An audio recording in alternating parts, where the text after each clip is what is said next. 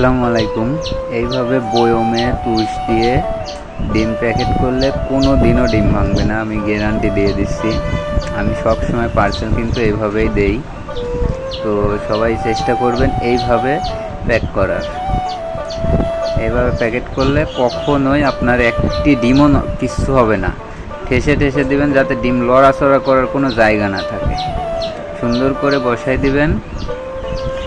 আর এটা ফয়সাল ভাই বগুড়াতে নিচ্ছে 11টা চীনা হাঁসের ডিম, সাদাটা একদম ফ্রেশ সাদা যেটা ওইটা। সবসময় চেষ্টা করবেন আপনি যাকে জিনিসটা দিচ্ছেন সে যেন ঠিকভাবে জিনিসটা পায়। এই জন্য সবসময় প্যাকেট করার মনোযোগ দেবেন ভালো, যাতে প্যাকেটটা ভালো হয়, ডিম একটিও নষ্ট না হয়। এইভাবে সুন্দর করে ঠেসে ঠেসে দেবেন যাতে ডিম না লড়তে পারে।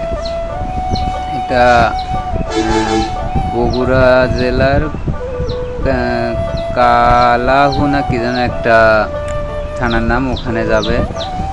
নারিকেল গ্রামের নাম ফয়সাল ভাইয়ের।